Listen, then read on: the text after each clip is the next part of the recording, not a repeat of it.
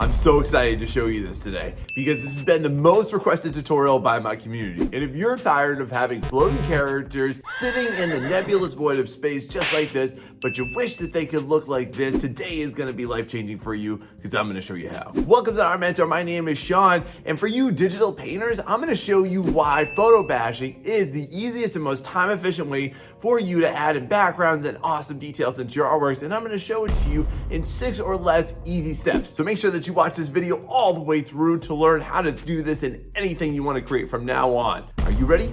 So for our first example here, let me just show you my cute little demon boy here, who I'm actually going to also show you in a little bit how I actually photo textured him as well. But let's start out with that background here, because here's what he looked like before and here's what he looked like after. And I think this looks like something that you would want to know how to do, right? So I'm going to show it to you in 6 or less easy steps. Here we go. Now, the first thing that we need to do is, for photo bashing, we need to get some photos, right? And where do you source those? So 2 websites that I recommend for you to get all of your needs for this is, number 1 is gonna be Pexels. Pexels is an amazing platform for you to get loads of awesome high quality images.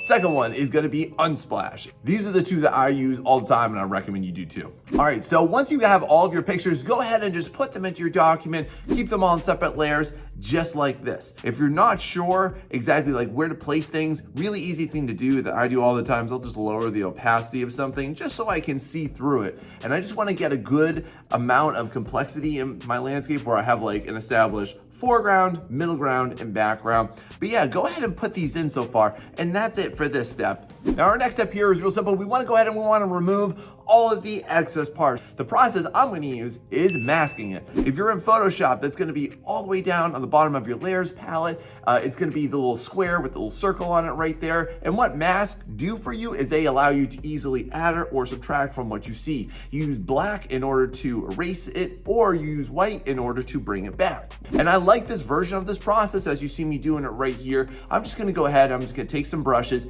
and I'm just gonna mask out every single part of this that I don't need. You can also use the lasso tool like you see me doing too. And all of this is just gonna be a really amendable process versus erasing where you would have to go back in history states. I find that to just be a really clunky and cumbersome version of this. And it's done real quick and easy. Again, does this look super awesome and polished and finished? No, because we're only on step 2 of this process. Let's move on to step 3 now. This is when things really get spicy. All right, here comes the real power move. The real game changer for you, friend, is this effect. So what we're gonna do here is we're gonna take these pictures and make them look like they were actually painted. So the way you're gonna do this in Photoshop is you're gonna go to Filter, Blur, and then Smart Blur. And what this essentially does is you can start to see here in the preview palette is the more that I mess with the radius and the threshold, the more photo detail is taken away from this. And this is a really bomb way for you to just go ahead and match whatever particular style it is. But go ahead and do that to all of your layers. Y'all check this out. As I zoom into this, right, you can start to see how this has a lot less photo texture to it. And instead, it has a lot more just hard edges. It looks like this could have been painted. Now, another major hurdle that we have to talk about right now is the fact that this does not look cohesive just yet. Like, you can just see all the colors across this. They don't look like they're part of the same scene. And you're gonna find this no matter what you're doing too. And we gotta make some simple adjustments to it. So the way I'm gonna do it in this, as I'm showing you it right now, is I'm gonna go ahead and add a black and white filter onto each layer that I made before for each photo. And that's why, again, you wanna keep it in separate layers.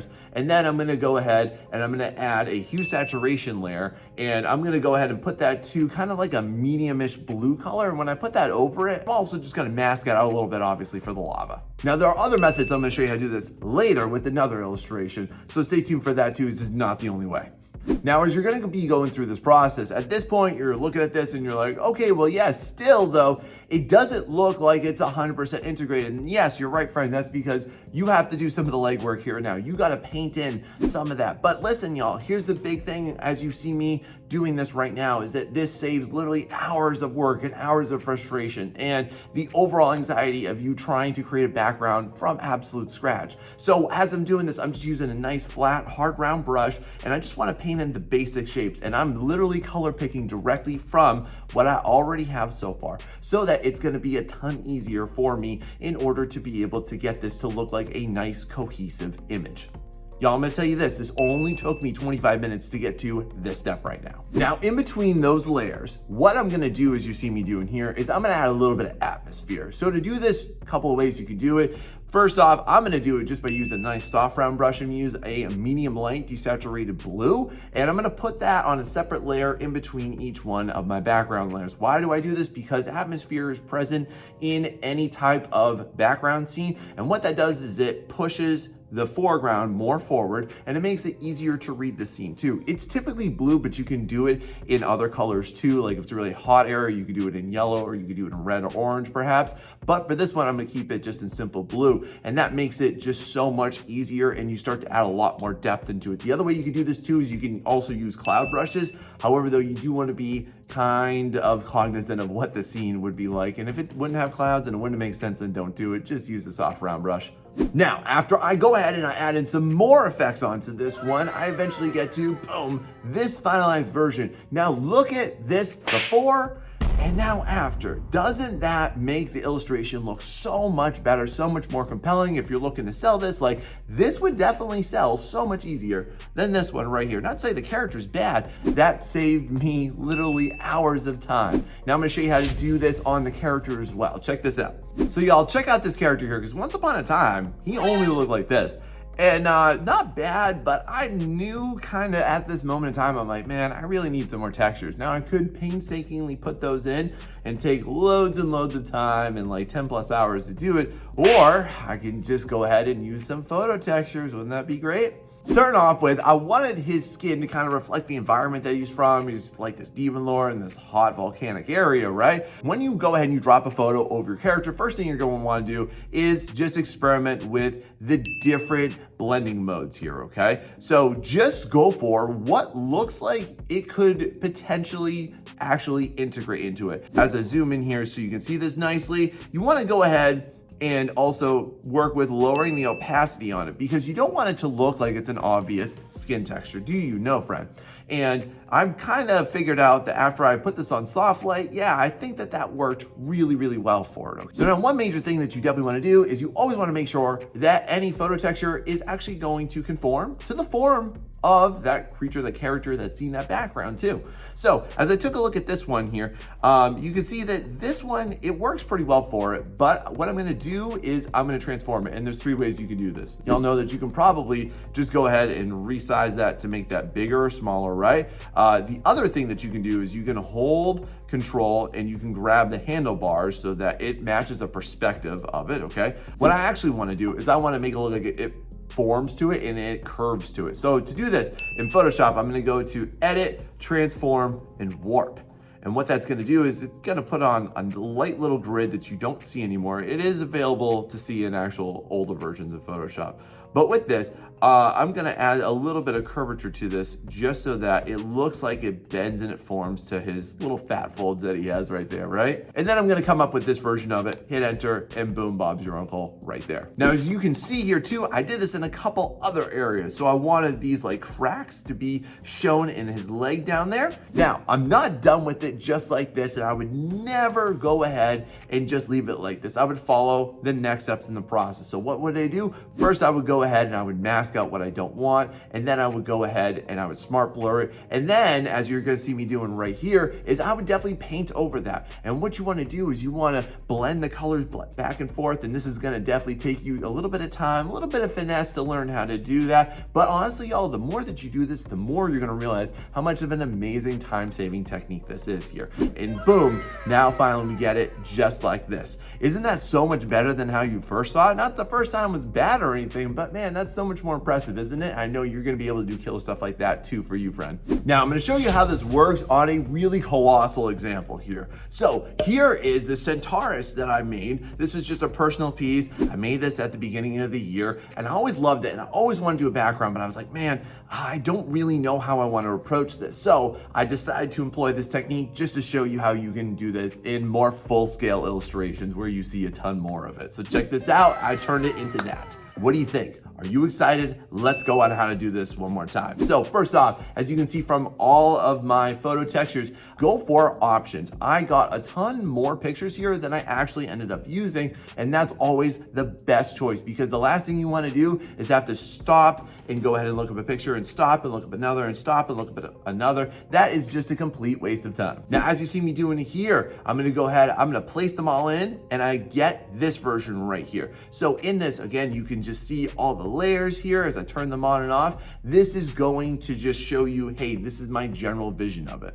So then what do we do? Now, again, I'm gonna go ahead and mask it. This again gives me the liberty and the freedom to just go ahead and just take out the components I don't. I'm gonna go ahead and use my lasso tool a ton on this, and I recommend that you do too for your nice hard crispy edges like that. Now I have this version of it, and you can start to see how it's starting to come together, right? Now here we go again. We're gonna go ahead and we're gonna smart blur this. Again, that's filter, blur, and smart blur, and boom. Now we're gonna have everything looking a little bit more painterly. For me, I painted a pretty semi-realism style, so I'm gonna keep it a little bit defined on some of those details, but again, I don't want it to look like it's a harsh photo because that'll just look stupidly obvious. Now, as I stand at this point, it's not bad, but it's also not all my vision of this. And one thing that you're gonna need to do when you have a large scale illustration like this with a lot of layers of depth is you have to balance the values and you have to balance the saturation points on it. So as you see me doing this here, first thing I'm gonna do on each layer is I'm gonna hit it with the levels adjustment layer. What that's gonna allow me to do is to lighten up what's all the way in the back, and as things come forward to me, they are going to get darker. The next thing is that also in that same order is that things that are further away from us should be more desaturated and things closer to us more saturated. That is the best way for you to bring focus and emphasis onto your characters and onto whatever the actual emphasis of your scene is. And you definitely would want to do this first before you move on to any preceding steps. Now let's talk about a different way of coloring this, because before I just went ahead and used a hue saturation layer, and you can do that too hypothetically here, but I want it to be more complex. So I'm going to use gradient maps. And if you've never used gradient maps before, they are a terrific, amazing feature, and they're built into every program. I'm going to add a gradient map on top of each one of those layers, as you see me doing here, and I'm going to be playing around with the color scheme that I want. I'm actually looking at some photos off screen for what I actually want the colors to be in the foregrounds and middle grounds and backgrounds. And again, I want it to go from really hot to really cool, and I want to really sell that color temperature throughout this entire thing. Now, I'm going to tell you this, that as you're going to be doing this, friend, it's definitely going to take a little bit of finessing and some experimentation to get some results that you like. Now, major thing that you want to do is on each one of those gradient map layers, set the blending mode to color. That way, it won't produce some weird wonky effect, or you won't get some weird washed out gradient that's just really solid and striped on top of it that'll look super dumb. So again, that is setting the blending mode to color. All right, so now I've got this version, and you can already start to see, can't you? Like, look at this. You can start to see it's starting to come together, right? Now moving to the next step, we got to add some haze into this because I want to include some more atmosphere. So again, with this one, I'm just going to keep it real simple. I'm going to use a nice soft round brush. I'm going to keep it at a nice desaturated medium light blue color and put that in between. Why? Again, because of the appearance of atmospheric haze and to create more levels of depth within your illustrations. This is a big thing I don't see a lot of people do, but it really pushes things forward and backwards in a really awesome and efficient way. But what do I have to do now? I gotta complete it because it just looks all wonky and photographic, right? So here you see me starting to draw in those shapes. Now I have a lot more that I have to draw in. I'm gonna tell you that it took me around about an hour to get this to a decent spot that I want. But again, how does that compare to me getting it just to this level?